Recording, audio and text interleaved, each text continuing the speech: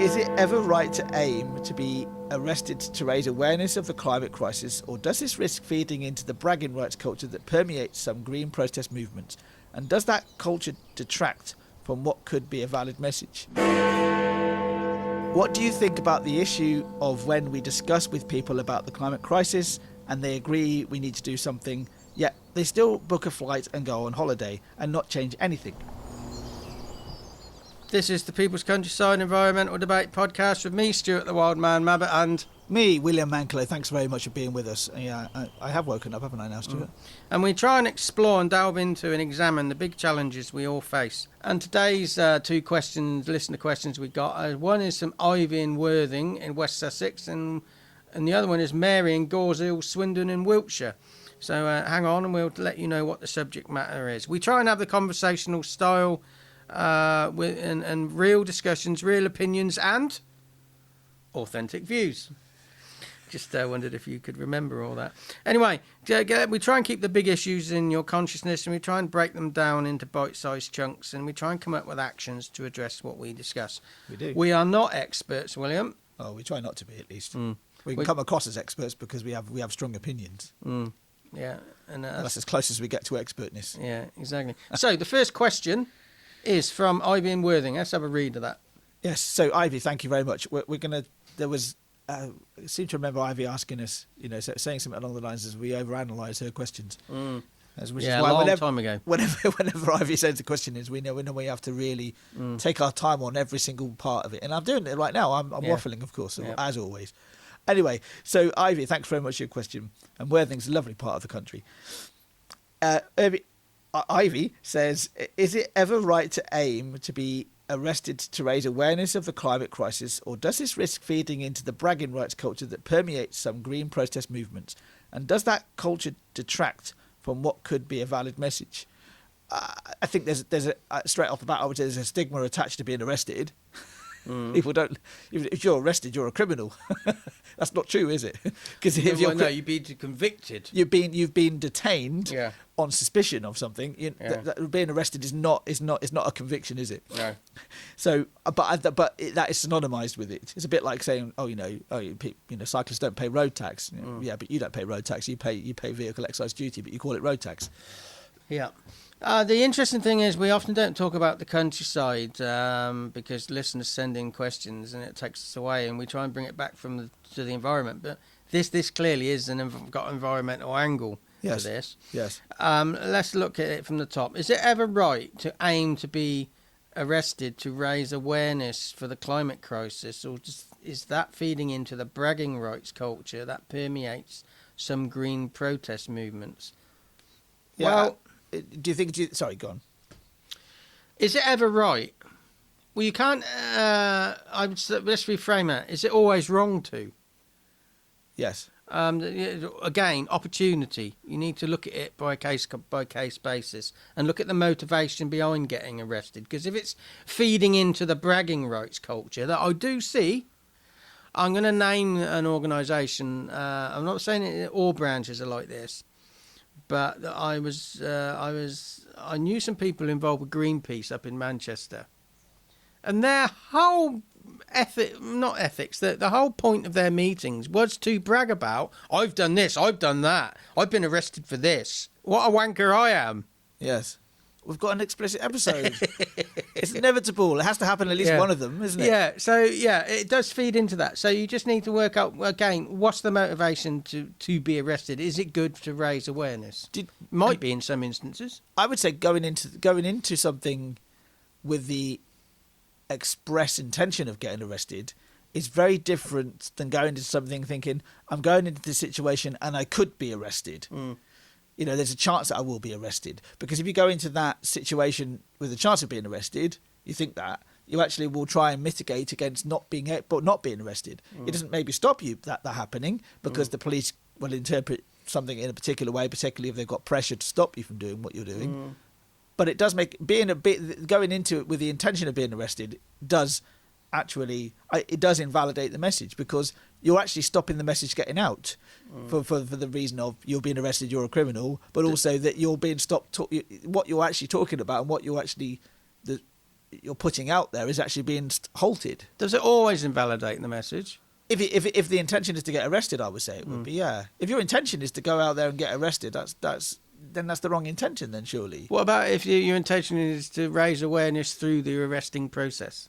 That's a different thing entirely, isn't it? And that's nothing to do with green issues. That's to do with more with the judicial and policing issues, isn't it? I would say. Yeah, it's my only thought on this with reading this question cold from there, because we don't really read these questions before we come on to record. I do the bragging rights culture. When I'm involved with have been involved with various protests or various meetings or various things, I'm very aware of the very fast evolving culture. It's like a fucking petri dish, some of these meetings. You can see that just evolving before your eyes. Yes. You know, and I just think, well, I don't want to be part of that. But then I become part of the subculture, and in the human perspective of what that subculture is. You're the leader, Stuart, of the subculture. No, I'm not. I'm just being subversive. Then, and this isn't just in this realm either. It's not just in the realm of the bragging rights thing. No. You get it in football culture. The football culture of, I got arrested at this football ground. I got arrested at this football ground. I got arrested for this reason. Or I got thrown out of this football ground because of this reason. And so it's like, bragging rights. Yeah. Are they really bragging rights as well? Yeah, I got arrested 10 times. Well done. Well done. I think it's an insight into people's, overall intellect.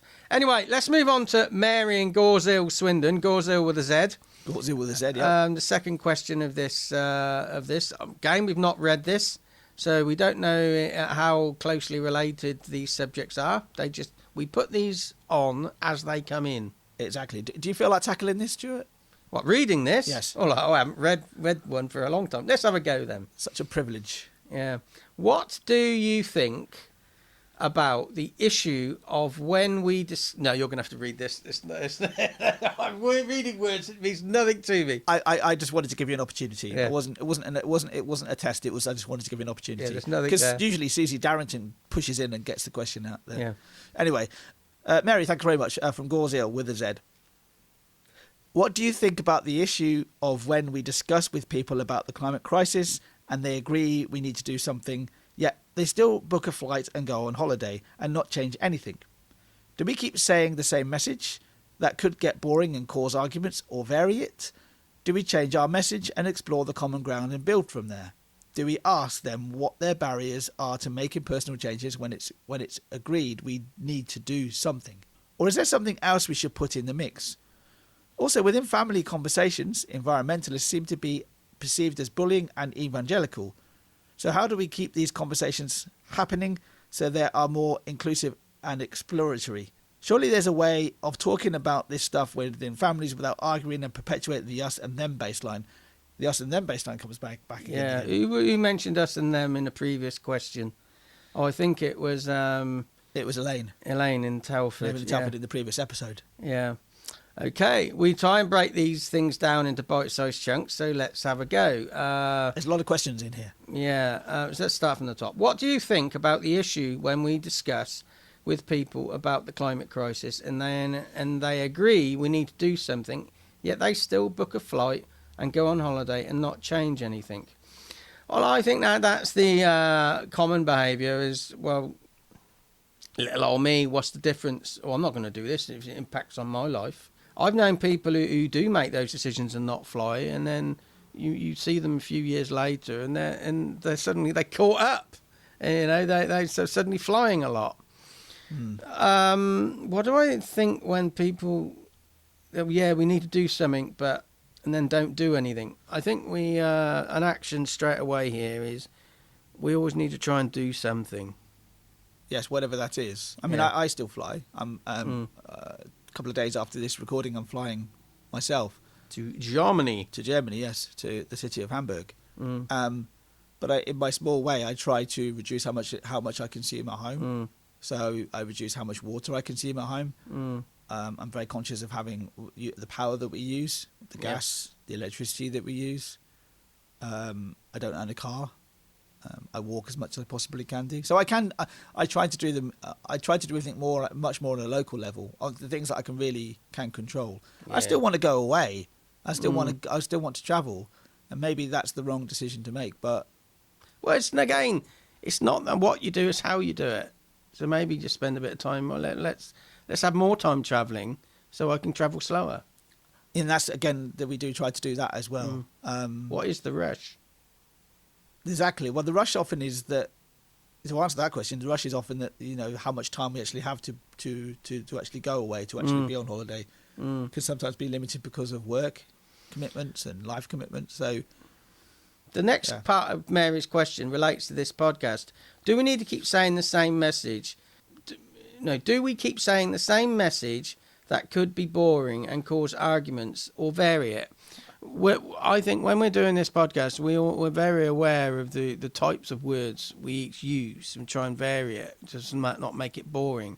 And I think in real life, we need to vary the message, vary the wording, vary the audience, vary our attitude. And the language is so important. And vary the language and use the language of the group that you're talking to and understand it. I saw a video yesterday. It's a public speaker and motivational coach, and he said that when he went to America and pitched, because he lived in Australia, he's originally from Malaysia, I believe, and moved to Australia, and you have to pitch things very differently in America than you do in Australia. And different parts of America. In the US, you have to be.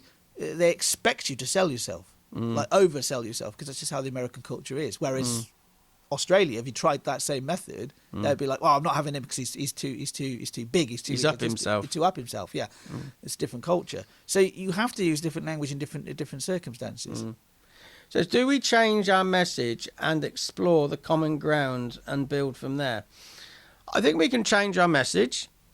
Maybe, or the messenger needs to just have a narrower audience, and who can cope with the same message. Common ground is always a good thing. It helps people step towards us, and it helps us step towards them. The idea of common ground, if it goes on to the next part of the question, do we ask them what their barriers are to making personal changes? When it's agreed, we need to do something. I think when you ask somebody what their barriers are, that's a really difficult question. You're actually almost confronting them, and confrontation, and can be confrontational language if you're not careful. We should try and seek the common ground in that situation. I'm in this situation. You seem to be in a similar situation to me. How can we work this out together? Maybe share your barriers. Yeah, exactly. To get them to think, well, actually, this person's being honest. Yeah, because it can, for example, if you want to fly less, or you want to drive less, or you want to consume less, how did I overcome that barrier? How did I overcome the barrier of not owning a car, for example, and share that experience, and then also include the barriers that do exist. It's not that not owning a car or not driving so much is suddenly not owning a car is suddenly going to make your life amazing, that there aren't going to be barriers. Of course there are going to be barriers, and share those barriers with the other person. But your existence of mere existence is a threat to some people. Because instead of explaining how you can survive without a car, they see it as a threat to them. When you're not talking about them, you're talking about you. Talking about myself, but that. And it's also, I think it comes back to the preaching thing as well. You feel like you're being preached to. And I try not to do that when I talk about these sorts of things, because that doesn't get you anywhere. Because when you start preaching to somebody, somebody feel like they're being preached to, they're very likely to switch off. There are some people out there, even if you're not preaching to them, they just don't want to talk about the subject. Yes. And because their mind is closed, whether or not they have these emotional or physical barriers, yes, or they just don't have, or the intellectual barrier. They don't have the intellect to sit down and analyse themselves. Yes, exactly, and also the time and energy. I'll go back to that again as well. But yeah, it can be anything. But let's go on to this next bit here, which is also within family conversations. Is there something else we can throw into the mix? Oh yes, I would say silence. Give space. let someone speak, and then leave a space. Should we leave a space on the podcast right now? Next section. Also within family conversations, environmentalists seem to be perceived as bullying and evangelical. So how do we keep these conversations happening so they are more inclusive and exploratory? You can change environmentalists for vegans. You can change environmentalists for people who don't drive.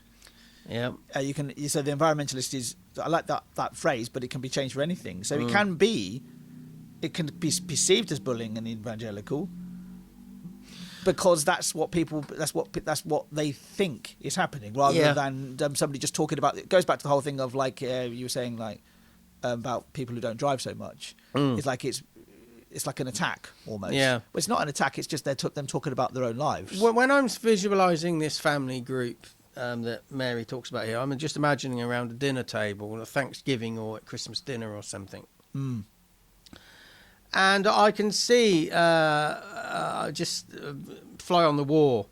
The people who are shoving the meat down their throats, eating dead flesh. I'm not being evangelical there. They're going to see somebody who's vegetarian as being awkward and challenging. But they might be just sat there, okay, you're eating what you're eating, I'm eating what I'm eating. They're just sat there, they're existing.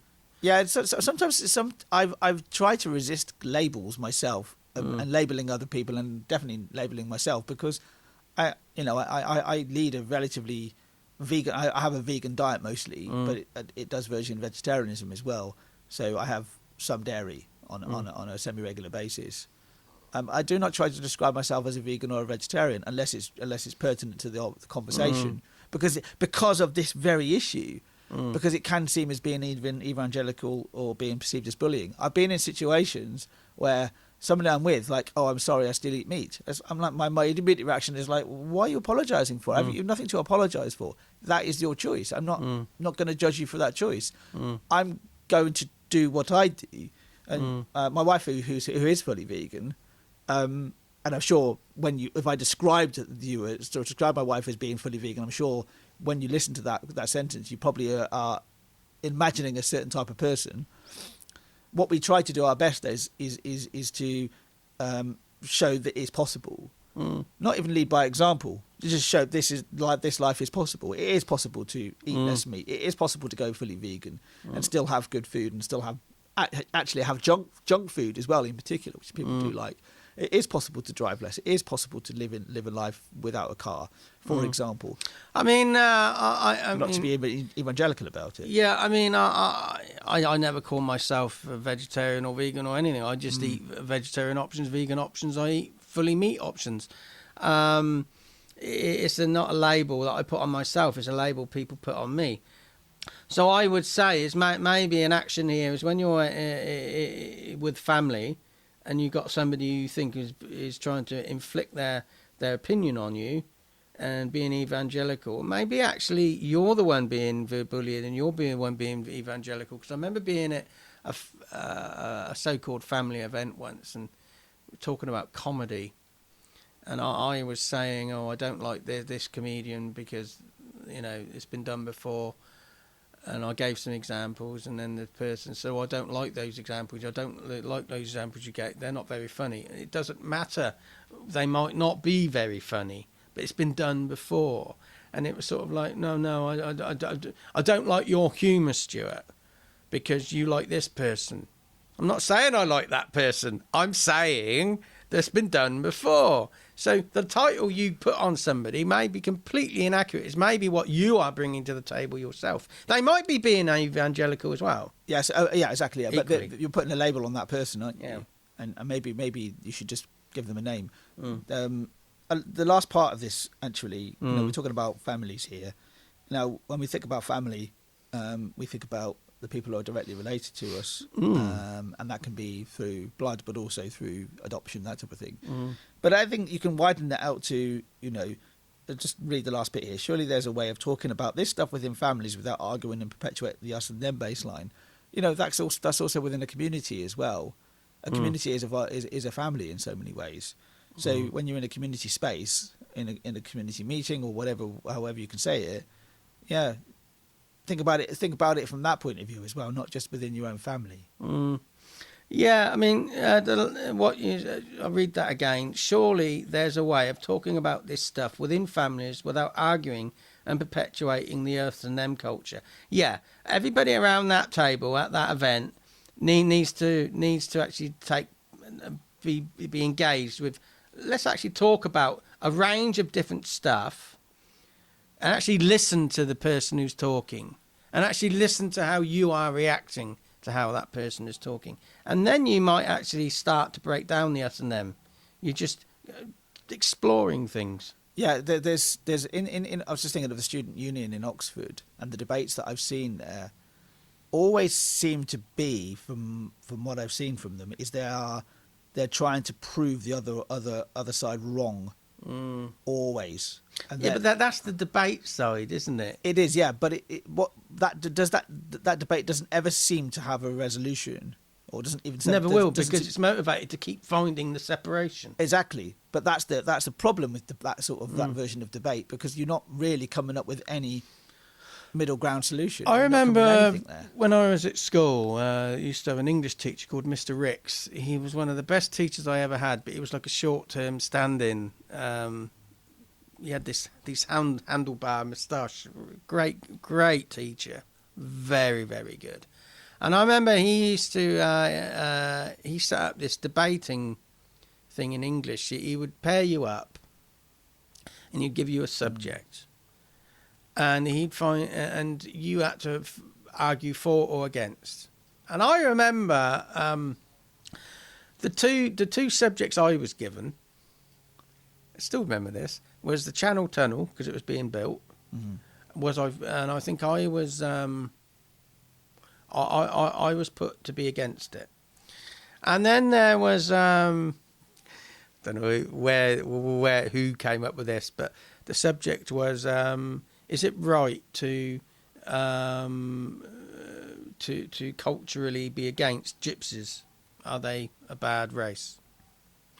And I was for. I was put on the for camp. That introduced me. I was probably about, I'm trying to remember how old I'd have been, about 13, 14. And it just introduced me to exploring an argument that you don't necessarily you want to agree with. And I think that's what he was doing, the other perspective. And I remember, and he pulled me aside afterwards. He said he wasn't trying to make me feel good about myself, but he said it was very good what you said. And it was about the Channel Tunnel, and I was meant to be against it. And there was this school of thought that things like rabies would come in because foxes would come into the tunnel. And I said, well, my point here is to argue against the Channel Tunnel, but I can't argue that the foxes are going to be bringing in rabies, because they have a territorial size, and they don't go too far from where they live, their hole in the ground. So, it's 20 odd miles, that tunnel, 20 odd miles plus, because it doesn't just pop out either side of the water, it goes inland. Yes. Fox isn't going to go all that way. And he said to me, I could see you were challenged. You were trying to be on one side or the other. But he said life isn't like that. I still remember that now. Because life isn't like that. And that's the problem with debating societies. Even if you feel that you agree with the other person, you cannot say that. I would say the point of the debate sometimes the point of something like the Oxford Union Student Union debate is not the debate itself; it's the theatre of it. Yeah, it's the theatre. Oh, absolutely. I remember this at school as well. There was I don't know what he's doing with himself now. He never quite fitted in. He was a little bit too posh for us. Or so we thought. Darren Finlay was. Actually, I don't think he was, because I think we were 10, 11, 12. I don't think he was posh. Actually, looking back, I think he was quite effeminate, and it wouldn't surprise me if he grew up to be gay. I don't know. I haven't met him for 30 years, but I'm just intrigued. Anyway, the perception there. We were debating. We had this debating thing as kids, and we had to do it as. We had to do these assemblies, and each class had to do a different assembly each week. And the subject of Darren's class was debating, and he was quite good at drama as well.